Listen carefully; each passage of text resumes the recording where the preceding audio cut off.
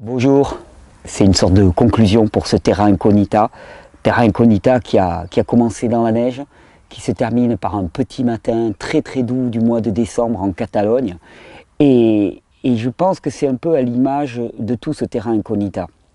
Ce Terra Incognita, j'ai voulu avant tout le placer sous le principe de la différence entre principe et règle. Parce que effectivement, on peut gloser à l'infini sur des principes de santé. Qu'est-ce qu'il faut manger, qu'est-ce qu'il ne faut pas manger, comment est-ce qu'il faut vivre, comment est-ce qu'il ne faut pas vivre. Et toutes les vidéos sont là pour ça. Mais dans ce Terra Incognita, j'avais envie de déplacer un peu le propos, d'aller à la base des bases. Et ça a peut-être surpris certains qui s'attendaient à plus de recettes, plus d'aides pratiques et ainsi de suite. Mais moi, les recettes, elles ne découlent que d'une compréhension. Parce que tu vas faire une recette pour manger cru, par exemple, si tu sais pourquoi tu manges cru, est-ce que c'est adapté pour toi? Est-ce que ce type d'aliment est adapté pour toi à ce moment-là? Parce que sinon, ça n'a aucun intérêt de cloner une recette pour cloner une recette. J'ai fait dès le départ une distinction fondamentale entre règles et principes. Les principes, ce sont des choses qui sont intangibles, indiscutables. Ce sont des lois en ce qui concerne la santé, ce sont des lois biologiques qui ne peuvent pas être remises en cause. La règle, c'est l'interprétation contextuelle de ce principe. Alors tu vas me dire, mais quelle différence? Ah, mais la différence, elle est fondamentale. Dès que tu vois quelqu'un arriver avec une opinion, or sur le net, des opinions, il y en a partout. Dès que tu vois quelqu'un arriver avec une opinion, ne lui demande pas, ne t'intéresse pas à son opinion, intéresse-toi aux principes qui ont fait qu'il a élaboré cette opinion. Parce que c'est ça qui est important. Alors tu vas te rendre compte que la plupart du temps, on clone les opinions des uns des autres sans même s'intéresser au principe. Mais l'opinion, elle est morte si elle n'est pas reliée à un principe. Par exemple, quelqu'un te dit, il faut boire 2 litres d'eau par jour.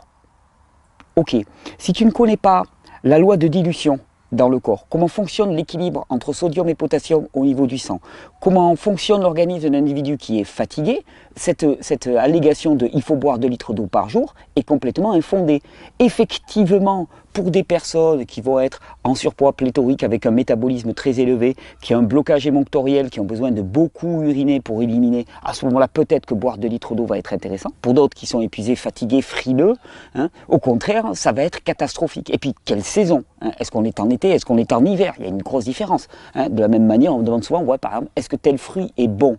Je veux dire, mange de la pastèque en été, c'est bon, c'est rafraîchissant, ça va descendre ta température, c'est parfaitement adapté. Mange une pastèque en plein hiver alors qu'il fait moins 10 dehors et tu vas voir dans quel état tu vas être. Pourquoi? Parce qu'il n'y a pas de sodium, il y a peu de sodium dans la pastèque, parce qu'il y a beaucoup d'eau, ça va diluer tes fluides corporels, diminuer la concentration de sodium. Le sodium intracellulaire va passer en extracellulaire et à ce moment-là, la centrale énergétique de la cellule, la mitochondrie, ne va plus fonctionner de manière adéquate. Tout le principe de ces vidéos, c'est pas de donner des règles, c'est de donner des principes. Parce qu'à partir du principe, chacun pourra construire sa règle en fonction des circonstances de son environnement. Et notre environnement, il change. Notre environnement, il change. Je me retrouvais au début de ces vidéos à être dans la neige. Ensuite, je me retrouve à être un petit matin doux où il fait 15 degrés à peu près en Catalogne, à 8 h du matin. Les conditions, elles changent en permanence. Alors, si on en reste à la règle, eh bien, on a une règle qui va peut-être fonctionner dans un contexte particulier, puis le jour où on se déplace de contexte, hop, ça ne marche plus. Et puis, comme on n'a pas relié cette règle au principe, eh bien, on n'a aucun moyen de faire évoluer cette règle. Alors, c'est pas mal en même temps. Parce que si tu n'as aucun moyen de connaître la nouvelle règle, qu'est-ce qu'il faut que tu fasses? Il faut que tu ailles voir un spécialiste des règles, qui lui peut-être connaît les principes, ou qui ne les connaît pas malheureusement. Je vais te dire franchement, il y en a peu qui connaissent les principes. Mais bon, quelqu'un qui a la clé des règles, qui va dire, ok, tu as changé, maintenant il te faut telle règle. Et puis la fois où tu changes, à nouveau, à ta fois, il te faut telle règle. Et tu es dépendant en permanence. Alors en même temps, notre dépendance est à l'échelle de notre ignorance. C'est-à-dire qu'on accuse toujours, ils nous font ci, ils nous font ça. Je veux dire, notre responsabilité, elle est totale. C'est-à-dire, notre esclavage vient de notre ignorance. Tu veux sortir de l'esclavage, sors de l'ignorance. Et c'est pour ça que toutes ces vidéos, le propos dans toutes ces vidéos, c'est d'apporter de la connaissance en permanence. Et d'apporter de la connaissance de manière constructive. Ce que je veux dire par constructif, c'est que si vous regardez ces vidéos, vous avez compris aussi qu'on a 2 modalités de fonctionnement au niveau du système nerveux autonome. On a le système nerveux sympathique et le parasympathique. Le sympathique, c'est celui qui nous permet de nous adapter. C'est celui qui est activé en situation de stress. Et il a 3 modalités de réponse: lutte, fuite ou paralysie. Et puis il y a le système nerveux parasympathique. Le parasympathique, c'est celui qui permet de la digestion, l'assimilation, la réparation et l'élimination. Alors c'est toujours pareil, si tu arrives face à quelqu'un et puis que tu lui balances toute la dureté de ce monde, que tu lui balances toute la violence de ce monde, que tu lui balances tout le caractère insensé de ce monde. Oui, puis il y a ça qui ne marche pas, il y a ça qui ne marche pas, il y a ça qui ne marche pas. Qu'est-ce que tu vas avoir? Élévation de la réponse de type stress dans l'organisme. Et cette personne elle va pouvoir répondre de 3 façons. Lutte, fuite ou paralysie. Souvent on me demande, tu vois, par exemple, Thierry, pourquoi tu n'es pas végan? Alors, moi je dis toujours, si être végan, c'est afficher des photos d'animaux en train de se faire torturer, ben non, je ne le suis pas. Je ne le suis effectivement pas du tout. Pourquoi? Pour la bonne raison que je pense que c'est totalement inefficace en termes de changement profond du mode de vie d'une personne. C'est-à-dire que qu'est-ce que tu vas avoir? Tu vas avoir 3 types de réponses.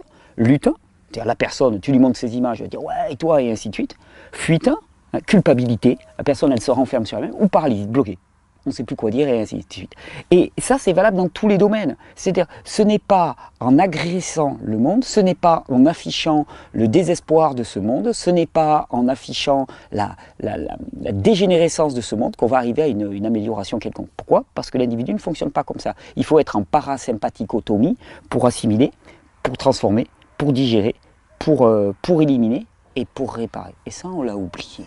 Alors, le propos de toutes ces vidéos, il est là. Alors, résumer simplement, qu'est-ce qu'on a dit dans ce terrain incognita? On a dit, ben voilà, toi tu es là, tu es à ce point-là, tu es à ce niveau-là de ta vie, puis il y a des trucs qui ne fonctionnent pas. Alors je vais te dire, tu as 2 paramètres sur lesquels tu peux jouer, c'est tout simple.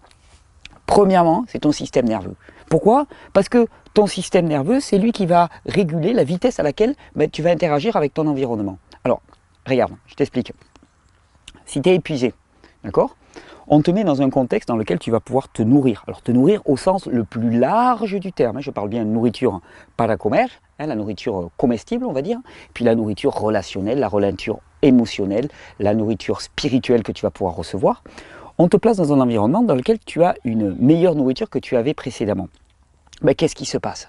Eh bien, si ton système nerveux est en bon état, ton métabolisme rapide, eh bien, à ce moment-là, tu vas pouvoir rapidement te nourrir, te réparer à partir de ce milieu nouveau qui est de qualité excellente. Si ton métabolisme il est lent, que tu as un système nerveux épuisé, eh bien, les échanges vont se faire très très lentement, les réparations vont se faire très très lentement.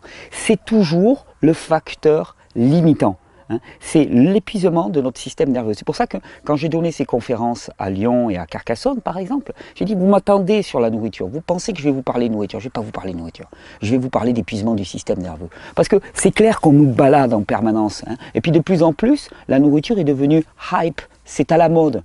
Il faut faire du sans gluten, du sans produits laitiers, du sans ceci, du sans cela. D'ailleurs, quand tu regardes les étiquettes de ces produits, tu prends peur. Tu te dis, à la limite, il vaut mieux une bonne baguette que de ces produits remplis d'amidon modifié, de maïs, de pommes de terre, avec énormément d'exhausteurs de goût, et ainsi de suite. Même en bio. Donc, il ne faut pas se leurrer. Faut pas se leurrer. Babylone s'est réapproprié le marché.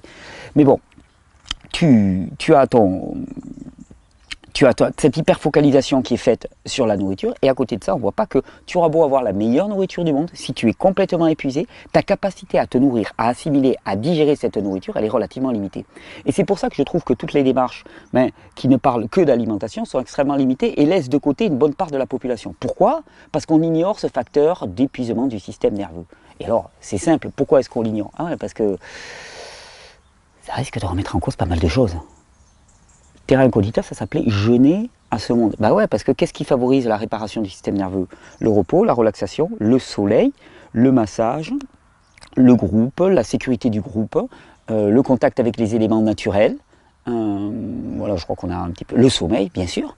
Et qu'est-ce qu'on a dans ce monde? Isolement social, absence de soleil, on travaille sous des néons en permanence, le groupe est explosé, il n'y a que de l'individualité, puis elle est valorisée à l'extrême, tu sais, soyez unique et ainsi de suite. En fait, on te promeut une idéologie dans laquelle tu es en train de te tuer, tu es en train de t'abîmer dans cette idéologie, parce qu'il n'y a pas de salut qui soit individuel, il n'y a du salut que collectif, voire corporatif. Nous sommes différents éléments d'un même corps. Et l'index ne peut pas espérer se sauver au détriment de tout le reste. Et sans connaissance de tout le reste. L'index, sa vie, son existence est aussi conditionnée par l'existence de tous les autres. Et son état dépend de l'état de tous les autres. Et quand il s'intéresse à sa santé, il ne peut pas ne pas s'intéresser à la santé de tous les autres. Donc, explosion du groupe, manque de contact avec les éléments naturels, bien sûr on marche sur du bitume en permanence, donc comment veux-tu que ça marche? Et Et d'ailleurs, cette histoire de bitume là m'intéresse beaucoup. Je renvoie à la vidéo que j'ai fait avec Gilles Planchon sur la spiruline, dans laquelle il aborde un point qui est vraiment très intéressant, de se rendre compte que finalement, on a des situations qui sont induites par notre mode de vie aberrant. Il me disait par exemple, des feuilles qui tombent sur du bitume, elles pourrissent et c'est un problème en soi. Des feuilles qui tombent sur un sol, elles ne pourrissent pas, elles sont recyclées, ça devient une richesse. Un déchet, une richesse. Ce qui dénote du caractère déchet ou richesse, c'est le contexte directement. La feuille, elle n'est pas déchet ou elle n'est pas richesse. Elle est déchet si elle tombe dans un contexte artificialisé. Et l'humain, c'est exactement la même chose. Il y a des tas de choses qui ne fonctionnent pas. Pourquoi simplement? Parce qu'on est dans un contexte artificialisé. Et donc, toute cette régénération du système nerveux, eh bien effectivement, elle risque de remettre en cause complètement ton mode de vie. Tu veux avoir terra incognita paqué en 5 minutes, et bien la voilà, la voilà. Ton système nerveux est déterminant. Alors ok, tu parles de nourriture, ok, c'est important, c'est intéressant. Effectivement, c'est un facteur limitant qui est à considérer, ok. Mais c'est trop facile de s'en arrêter là. Et puis c'est surtout que ça ne va pas marcher pour toi obligatoirement. Pourquoi? Parce qu'il y a un facteur prioritaire, c'est de considérer l'épuisement de notre système nerveux. Une fois que tu l'auras considéré, à ce moment-là, et que tu auras pris les résolutions qui vont avec l'état de ton système nerveux, alors là, quelque chose sera possible. Alors oui, effectivement, on pourrait parler de nourriture, je pourrais vous faire des smoothies, vous dire qu'est-ce que je mange, ça c'est la question qui revient sans cesse, qu'est-ce que tu manges Thierry? Et si je voulais faire le buzz, qu'est-ce que je mange dans une journée? Puis là, on me suit, on me voit et ainsi de suite. Mais ça n'a aucun intérêt. Bon, déjà, à la limite, il en ferait mieux. Combien tu te reposes dans cette journée? Combien tu te régénères au niveau du système nerveux? Là, déjà, ça serait un exemple un peu plus probant, un peu plus parlant. Donc, il y a ce facteur du système nerveux. Et une fois que ce système nerveux, il a été suffisamment nourri pour être efficace, et donc pour te permettre de puiser dans ton environnement, à ce moment-là, il y a la qualité de ton environnement. L'exemple que je donnais dans les conférences, je parle de l'histoire de Michel. Michel, qui c'est ça? Michel, c'est un poisson rouge. Michel, c'est un poisson rouge que je fréquente, on va dire. Et Michel, lui est arrivé une histoire. Michel, il était dans un aquarium comme tout poisson rouge. Alors, on ne parle pas d'éthique, de spécisme. Okay. Il était dans un aquarium et il vivait sa vie peinard de poisson rouge de Michel dans un aquarium. Et puis un jour, il y a des enfants qui ont mis de la terre dans l'aquarium de Michel. Et Michel, au bout de quelques heures, le ventre à l'air. On est arrivé, on nous a appelés, il y a Michel qui est le ventre à l'air, il n'a pas l'air frais. Qu'est-ce qu'on a fait? Est-ce qu'on est allé chercher des médicaments pour faire en sorte que Michel, dans son eau boueuse, puisse retrouver un petit peu la santé? Ou est-ce qu'on change l'eau de manière à ce que Michel se retrouve dans une eau qui n'est plus saumâtre? Tout simplement, on a changé l'eau et Michel s'est remis à frétiller. Nous sommes à l'image de notre environnement. Nous sommes à l'image de notre environnement et il détermine qui nous sommes. Pourquoi? Parce qu'une fois que notre système nerveux est adéquat, c'est-à-dire qu'une fois qu'il y a de l'énergie nerveuse, c'est un peu comme si on se baladait dans des rayons de supermarché, et puis on se balade dans le rayon, et puis si autour de toi tu as des produits qui sont aptes à te construire et à te nourrir, tu vas te construire et te nourrir, et si autour de toi tu as de l'eau saumâtre comme avait Michel, tu vas puiser ta ressource là-dedans. De toute façon, on se nourrit de notre environnement en permanence. La qualité de notre environnement va faire la qualité de notre nourriture, donc de notre reconstruction, donc de notre régénération. Donc le paramètre, il est simple, restaure ton système nerveux et fais en sorte que ton environnement soit nourricier pour ta régénération. Au niveau alimentaire, au niveau relationnel, au niveau cadre de vie. Est-ce que tu vis en pleine cité HLM, ainsi de suite? Alors tu vas me dire, oui, mais il en faut bien, là c'est des rêves de bobo et tout. Ben non, je veux dire, c'est pas parce que quelque chose est... Enfin, je veux dire, c'est pas parce qu'il y a beaucoup de gens à loger et ainsi de suite qu'il faut accepter l'inacceptable. Moi, je ne peux pas me réjouir de savoir que des gens sont parqués en cité HLM. De toute façon, je vais te dire, il y a tout le centre de la France, il y a des grandes parties de la France qui sont complètement vides d'humains. Donc cette histoire de oui, c'est des rêves de bobos qui pourraient pas, ça tient pas la route. Ça tient absolument pas la route. On nous concentre dans les villes. Pourquoi? Parce que c'est le meilleur moyen de nous contrôler et c'est le meilleur moyen aussi de nous voir épuisés. Et quelqu'un qui est épuisé, c'est quelqu'un qui ne réagit pas, c'est quelqu'un qui ne pense pas par lui-même, c'est quelqu'un qui est juste en survie, voire en apnée. Donc c'est un vraiment faux problème. Mais question de ton environnement. Système nerveux, environnement. Une fois que tu as ces deux paramètres, tu es réglé. Alors après, effectivement, il y a des principes. Par exemple, on a une banque minérale. Je renvoie à la vidéo que j'avais faite avec les sportifs de Jiu-Jitsu. On a une banque minérale. Alors ta banque, ton compte en banque, c'est à toi de voir comment tu vas le gérer. Mais si tu ne penses pas un jour ou l'autre à avoir des rentrées sur ton compte en banque, même si tu as un gros compte en banque au début de ta vie, ça ne va pas tenir. Tu ne peux pas faire cracher la carte bleue en permanence comme ça. Même si tu es un rentier, même si tu es un fils à papa, ça ne va pas pouvoir tenir ad vitam aeternam. Ça, c'est un des principes. Donc il y a le principe d'équilibre minéral et de regarder ternir la balance minérale. Il y a le principe de l'équilibre nerveux aussi. Il ne peut pas y avoir un temps infini de sollicitation-adaptation sans avoir en regard un temps important de réparation, de restauration et de repos du système nerveux. Tout ça, c'est des questions de balance. Et c'est ça ces principes qu'on donne dans Terra Incognita. Alors, et dans Régénère, globalement.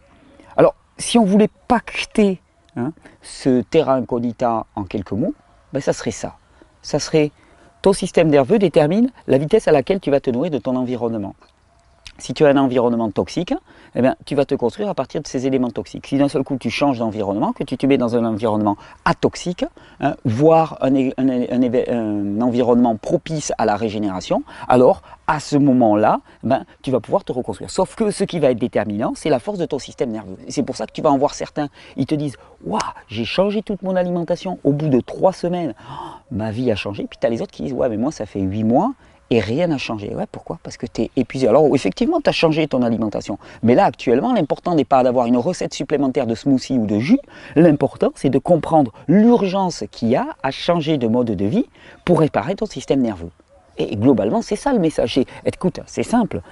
Si tu en es au point où tu en es actuellement et que tu n'es pas content avec ça, globalement, c'est que c'est tout ton mode de vie qui t'a conduit à là. Donc, si tu veux que ça change, il n'y a qu'une seule façon de faire. Change ton mode de vie. Change ta façon de vivre. Il n'y a pas 36 choses. Tu ne vas pas rajouter une pilule, comme avec Michel qui était dans son aquarium d'eau saumâtre. On ne va pas lui donner une pilule pour qu'il puisse s'adapter à son eau saumâtre. Parce que ça, s'adapter à son eau saumâtre, ça n'existe pas. On ne s'adapte pas à une eau saumâtre. On évite d'avoir des symptômes, mais on ne s'adapte jamais. On ne s'adapte jamais à un environnement toxique. Et mieux que ça, comme je l'ai dit souvent, si tu ne fais plus de symptômes, c'est-à-dire que si ton corps et ton être ne réagit plus quand il est immergé dans un environnement toxique, c'est mauvais signe. Ça veut dire que tu es en train de te le manger et que tu ne l'évacues plus. Comme disait Krishnamurti, il n'est pas anormal d'être globalement malade et inadapté dans un monde globalement malsain. C'est absolument pas normal, c'est même sain. C'est même sain de faire du symptôme. Or, le symptôme est le signe le plus trompeur qui puisse exister. Et on a tout basé sur du symptôme. Vous voulez savoir pourquoi on est en mauvaise santé? Ben simplement pour ça. On a tout basé sur le symptôme ne veut rien dire. Je vais cracher ce matin, ça peut vouloir dire que je suis en pleine détoxination et donc je suis en train d'aller vers la santé, ou au contraire que je suis en train d'évoluer. Le symptôme, il apparaît à la descente comme à la remontée. Comment veux-tu savoir si tu es à la descente, à la remontée? Alors souvent je dis aux gens, c'est facile. Non. Regarde ce que tu fais dans ta vie. Si tu t'es placé dans un environnement qui est propice à la régénération, alors il y a des chances. Que ça soit un mouvement de régénération. Si tu t'es placé dans un environnement qui est propice à la dégénérescence, il y a des chances que ça soit la dégénérescence. Mais là encore, ce n'est pas une science exacte. Donc finalement, il n'y a pas de choix. Soit tu te régénères, soit tu dégénères. Ah, on dirait c'est un peu manichéen. Ouais, mais en même temps, c'est ça. Il n'y a pas d'entre-deux. Il n'y a pas d'entre-deux. Est-ce que tu favorises les fonctionnements du corps qui sont innés et qui vont dans le sens de la régénération? Parce que je te rappelle que c'est ta nature d'être vivant que de te réparer. C'est par défaut, en permanence. Tu es auto-réparant. Soit tu fais en sorte que ça puisse advenir, soit tu l'empêches et au contraire, tu en rajoutes une couche. Mais il n'y a pas d'entre-deux. Et c'est tout ça le propos de Régénère aussi. C'est de donner les éléments, les clés qui vont te permettre de terminer. Et non pas des règles, mais des principes. Et les principes, il va y en avoir encore plus en 2016. On va questionner. Par exemple, là encore, je vais m'intéresser, je vous ferai une belle vidéo là-dessus. On te parle de régime anti-candidat pour lutter contre les infections fongiques. Il n'y a pas plus dogmatique, religieux que l'approche sur les infections fongiques dans notre monde. On te dit, il faut faire ça, il faut faire ça, il faut faire ça. On ne t'explique pas pourquoi, tu colles à ça, mais ça ne marche pas. Le problème, c'est qu'on marche sur la foi d'une autre personne. C'est-à-dire que plutôt que d'avoir foi dans le corps humain, dans sa capacité à fonctionner et donc de s'intéresser à comment il fonctionne, mais on place sa foi dans un autre. L'autre nous dit, il faut faire comme cela. Alors oui, j'ai confiance en toi, donc je marche avec toi. Non, mais l'autre, il est en train de te balader. Il est complètement en train de te balader parce qu'à la limite, ce qui était valable pour lui ne l'est valable que pour lui. Donc, c'est pas en l'autre qu'il faut avoir foi, c'est dans le corps humain. C'est pas l'autre qu'il faut saluer, qu'il faut honorer, c'est le corps humain. Et mieux encore, Dieu, si tu es croyant, qui a créé ce corps. En tout cas, dans tous les sens, il faut honorer cette biologie qui fonctionne et qui est à ton service à partir du moment où tu connais ses besoins. 3 semaines de Terra Incognita pactées en quelques minutes. On va aborder la période dite des fêtes. Ça serait bien si c'était une fête pour le corps aussi, si c'était une fête pour la biologie humaine. Et pour que ça soit une fête, il faut connaître ses principes. Savoir que tu peux faire la fête une soirée et faire la fête. Si boire de l'alcool, si ne pas dormir, boire de l'alcool, on fait ce qu'on veut, mais enfin, on ne va même pas rentrer dans ce paramètre-là, mais si pour toi, passer une nuit blanche, c'est faire la fête, ok, hein, mais si d'un côté tu passes une nuit blanche, eh ben, de l'autre côté, il va falloir du repos en regard, parce que sinon, ben, tu es en train de tirer sur ton compte en banque et ne pas le restaurer. Si tu fais un gros repas un jour, eh ben, le lendemain, tu as intérêt à calmer un peu le jeu, laisser le corps éliminer, et ainsi de suite. Si tu connais ces principes, tu arrives à louvoyer. Pour ça, souvent on me dit, ouais, ça c'est acidifiant, ça c'est alcalinisant, est-ce que c'est bien, est-ce que c'est mal? Ce qui est acidifiant n'est pas mal, ce qui est alcalinisant n'est pas bien. Il s'agit juste d'avoir une balance entre les deux. Si tu ne passes que ton temps à t'alcaliniser, ben, ça rime à rien. La vie, c'est s'acidifier. La vie, c'est produire des acides. Toute forme vivante qui vit produit de l'acidité. L'important, c'est qu'elle soit contrebalancée par de l'alcalinité. Donc il n'y a pas du bien, il n'y a pas du mal. C'est comme la pastèque qui n'est pas un bon fruit ou un mauvais fruit. C'est certainement un très bon fruit en plein été et encore pour des personnes qui ne sont pas complètement épuisées et qui ont une balance minérale complètement déséquilibrée. Parce qu'à ce moment-là, même en été, ça va avoir du mal à passer. Mais la pastèque n'est pas un bon ou un mauvais fruit. Dans un contexte donné, elle va pouvoir jouer un rôle positif pour le corps et dans un autre contexte donné, un rôle négatif. Et c'est vraiment ça que j'espère promouvoir encore plus, toujours davantage en 2016. C'est sortir de cet état de religiosité et d'idéologie. On fonctionne par idéologie, puis on aime marcher au pas, hein, parce qu'on nous adressait comme ça. On nous adressait comme ça, à marcher au pas, à obéir à des impératifs, à des dogmes. Hein. Il faut que tu fasses ceci, il faut que tu fasses cela. Et plus la personne le dit avec assurance en elle, avec autorité, hein, plus on se dit, ah ouais, oh, ça serait un truc bien, parce que le gars, il a l'air costaud, il a l'air sérieux avec ça, il y croit vraiment. Et alors, pas un gage. On peut dire n'importe quoi. Moi, je pourrais t'annoncer n'importe quoi dans ces vidéos avec assurance. Hein. C'est fallacieux. C'est complètement fallacieux. Moi, chaque fois qu'on me dit, voilà, moi j'ai telle règle, je dis, ok, ta règle, je m'en fous. Explique-moi le principe derrière. Parce que moi, je vais incorporer le principe à ma banque de principes. Je vais aller le vérifier. Et puis, si effectivement il y a un principe qui est probant, ok, je vais l'intégrer. Et puis, peut-être que ça fera évoluer ma règle. Mais peut-être pas. Peut-être pas, parce que peut-être que ce ne sera pas un élément suffisamment probant pour faire évoluer ma règle. Mais tes règles, je m'en fiche. Tes opinions, j'en ai rien à cirer. Mais vraiment rien à faire de ton opinion. Moi, ce qui m'intéresse, c'est qu'est-ce qui t'a permis de forger ton opinion? Voilà, parle-moi de ça. Parle-moi des éléments de biologie, de physiologie, de compréhension scientifique qui t'ont permis de construire ta règle. Alors, la plupart du temps, tu vas voir qu'il n'y en a aucun. Il n'y en a aucun parce que ta règle, elle a été clonée de la règle d'un autre, qui avait lui-même cloné la règle d'un autre, qui avait fait un copier-coller sur tous les sites internet avec des recettes à la va-vite. Alors ça, ben, effectivement, ça marche très très bien. C'est très glamour, ça marche très très bien. En même temps, ce n'est pas du tout le propos de Régénère.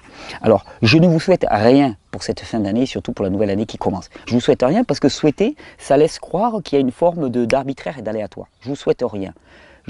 J'espère profondément qu'à partir de tous les éléments qui sont donnés ici et sur des tas d'autres sources, les principes et non pas les règles, vous allez pouvoir construire vos propres règles pour louvoyer au mieux et être une partie de ce corps efficace, productrice, joyeuse, créatrice, et non pas une partie de ce corps en train de dégénérer. C'est ça le challenge, parce que moi, ma qualité de vie dépend aussi de vos choix.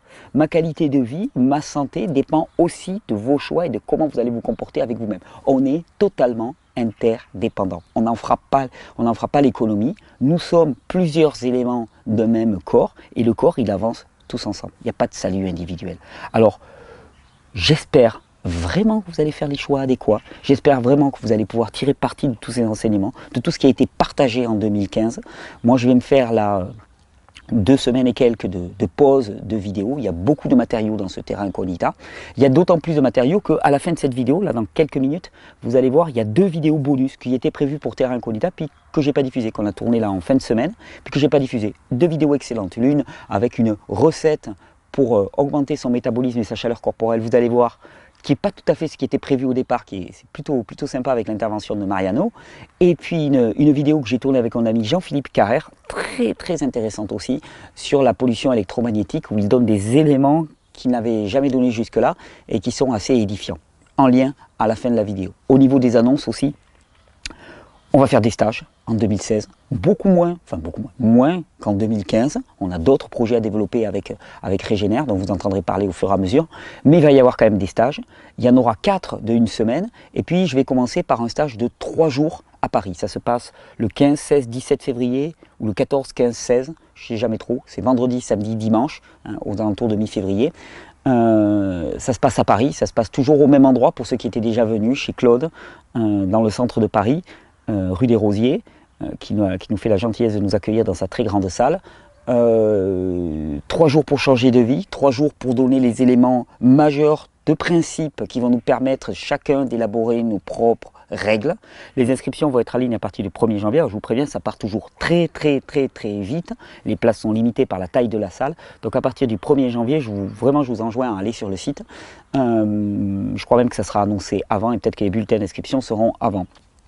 Au niveau des stages aussi, je sais qu'il y a un stage qui est prévu en mai. Le seul niveau 1 de l'année se passera en mai au nord de Lyon, du côté de Lons-le-Saunier, dans le domaine de Terre du Ciel.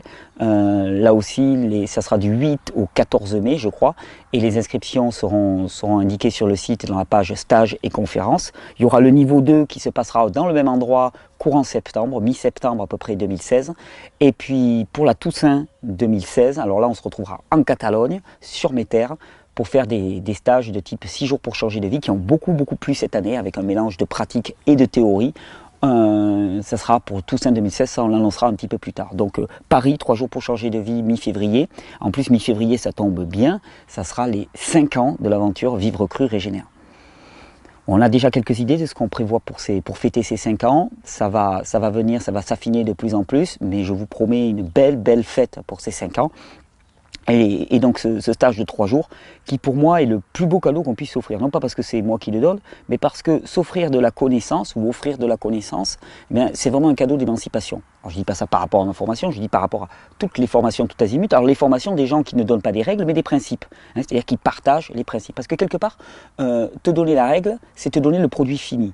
Te donner le principe, c'est te donner les outils et les briques de base qui vont permettre de te construire autant de règles que tu veux. Donc le principe te libère, la règle t'enferme. C'est tout le challenge de ces vidéos. J'espère vraiment sincèrement qu'elles auront contribué à ce que votre qualité de vie s'améliore cette année, à ce que vous repreniez en main une part de votre responsabilité et que vous goûtiez cette joie de l'affranchissement aux valeurs de ce monde. J'espère vraiment que ce terrain incognita a été constructif pour vous. Vous avez découvert, que vous avez réussi à considérer même les erreurs et les échecs comme des éléments essentiels de votre parcours et non pas comme des éléments négatifs. Et que pour 2016, vous avez cette détermination, cet engagement à aller vers plus de connaissances, plus d'autonomie, plus d'interrelations, plus de corporation. Et pour ça, par exemple, l'agenda qui a été extrêmement rempli dans Terra Incognita, pour moi a été une joie immense. Merci sincèrement d'avoir généré toutes ces invitations. L'agenda il va être poursuivi pour l'année 2016, donc en janvier vous allez pouvoir mettre des événements en février parce qu'on a vraiment senti qu'il y a un besoin de se retrouver, il y a un besoin de se contacter et vraiment de structurer le réseau. Donc cet agenda est à votre disposition, remplissez-le, invitez-vous les uns les autres pour partager de la nourriture et des nourritures au sens le plus large du terme. On en a besoin, on est affamé et il est temps de retrouver un environnement nourricier. Je vous souhaite une bonne fin d'année, bonne régénération.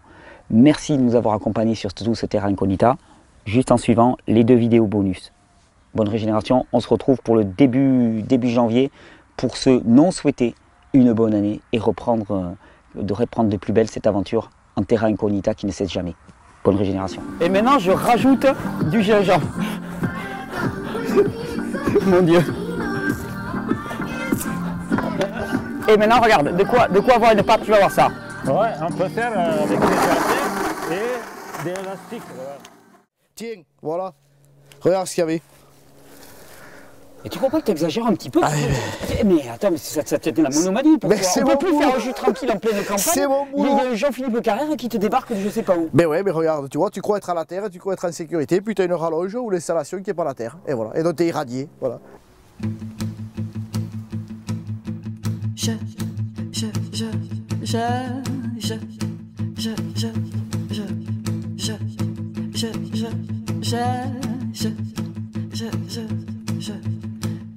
Des toxines, c'est décidé, j'élimine. Oh ouais, des toxines, c'est rock'n'roll, j'hallucine. Oh, mais j'imagine ce que sera demain. Aux lois de la vie, je m'incline, je prends le chemin. In la terra incognita, c'est le voyage à l'intérieur de moi. Terra incognita, et je respire quand j'ouvre enfin les bras.